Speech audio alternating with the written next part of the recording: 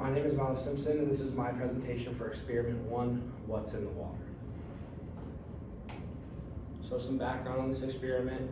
We're given 3 unknown samples of compounds in water, and by using the IR and NMR spectra for each sample, we're able to determine what functional groups were in the molecule, and from there we can compare different functional groups and the ratios within each molecule to a list of known compounds and their ratios. We were able to determine the unknown from that comparison. So to start, what are NMR and IR? So IR spectroscopy stands for infrared resonance spectroscopy. Infrared light is passed through a sample of any substance, and from there, the absorbance of the compound with different wavelengths of light are recorded on a graph. And using that graph, any peaks on it represent a different functional group within that molecule. So if you see a peak within a certain range, you can determine what functional groups are actually in that molecule. And then NMR stands for nuclear magnetic resonance spectroscopy. So that takes the compound and uses magnets. The magnets spin around, and the different atoms around the nuclei within that molecule resonate at different frequencies, and you can determine, and different absorptions as well, you can determine what wavelengths they resonate at to determine what ratio of different hydrogens you actually have in that molecule. So how the unknowns were determined. We took the IR spectrum and analyzed it, and we determined what actual functional groups within that molecule. Then we compared it to a table of known molecules that we had, and that determined the functional groups that were within there. And then we took the NMR spectrum, did the same thing. We determined the ratios of molecules, different ratios of hydrogens within that molecule, and determined the ratio they had, and compared that to what we had on the another known table. And in the end, we determined what molecule was present. There is another way you can do this though, and go about determining the molecule, which is by using the Lewis structures. So you can take Lewis structures of a molecule, and you can actually determine what it is just by looking at the different functional groups and the ratios within it. Now, for example, with this molecule, you can see there's 2 functional groups. There's CH on a single bonded atom, 2 right here, and then an OH group here. So from here, we can tell what the 2 functional groups are just from looking at it. We have C, single bonded to an H, and an OH. We can also determine the ratio of the hydrogens in the molecule. So as you can see, we have a 1, 2, 3 to 2 to 1 ratio here with this particular compound. Now, if we look at our table of known elements, up here we can see with the different functional groups that only these 4 molecules have the same functional groups, OH and CH, singly bonded carbon, within them. So if we look at just those 4 up top, just methanol, ethanol, T-butanol, 2-propanol, we can see that ethanol is the only one with a 3 to 2 to 1 ratio. So therefore, this molecule must be ethanol.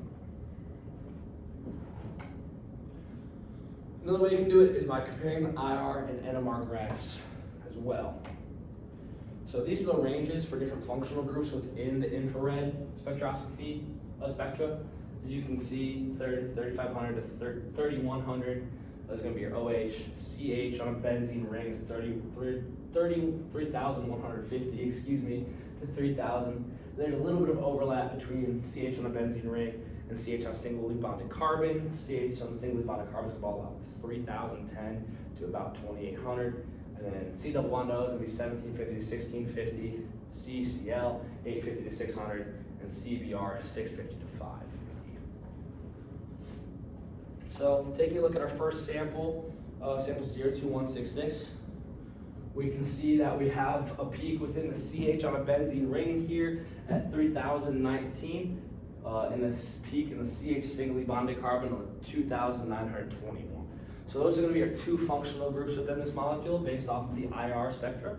Now taking a look at the NMR spectra, we can see that there is a 2 to 3 ratio.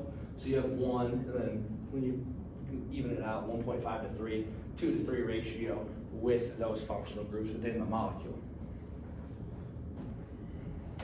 So taking a look at our tables here, as we can see, sample 02166, has CH on a benzene ring and CH on a single carbon, as well as a 3 to 2 ratio, pardon me, 2 peaks within it. And we can take this table and compare it to our table of known compounds. Now, over here, there's only 2 compounds that have these two, only the CH on a benzene ring and CH on a singly bonded carbon as their functional groups within them. And if we look at just these 2 down here, we can see that paraxylene is the one with a 2 to 3 ratio. So it was determined that that molecule was paraxylene just by looking at the IR and NMR spectrums.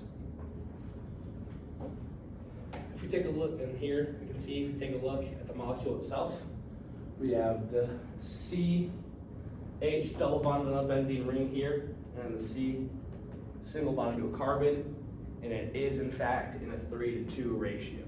If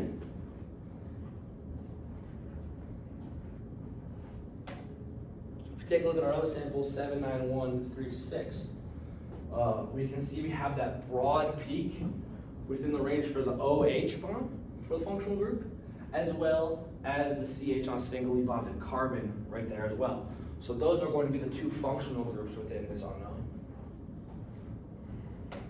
Looking at the NMR, as you can see, it's a 6 to 1 ratio of those molecules. Now, taking a look at our table again, we see you have OH, CH, and a 6 to 1 to 1 ratio areas of those peaks. Compare that to our table. Those top 4 again are the only ones with the OH and the C single bonded carbon. And if we look at 2-propanol is the only one with a 6 to 1 to 1 ratio with 3 peaks within that spectrum. Now if we take a look at the molecule, we can see once again, it fits. We have our C single bonded carbons in our OH group, and it is a 6 to 1 ratio. So you got your 6 carbons, your 1 OH group. So we determine the correct molecule.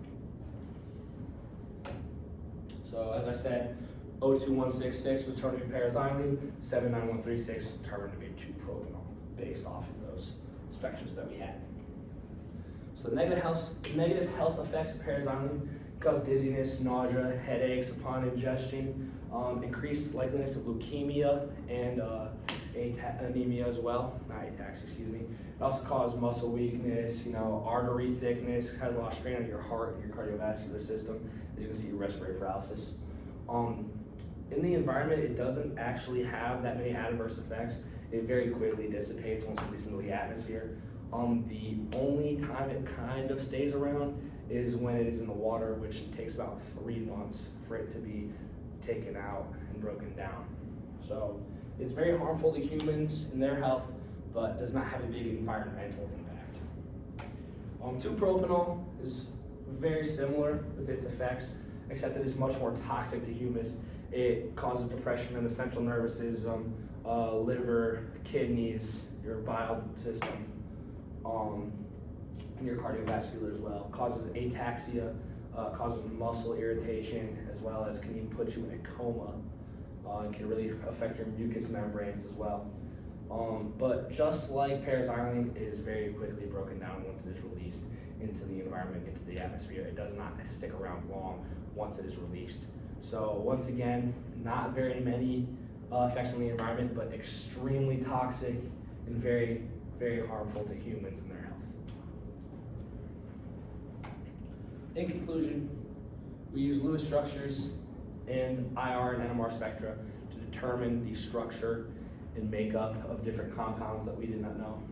Paraxylene has very significant health effects, but not much of an impact on the environment. And 2-propanol as well has severe effects on human health, but not really any on the environment itself.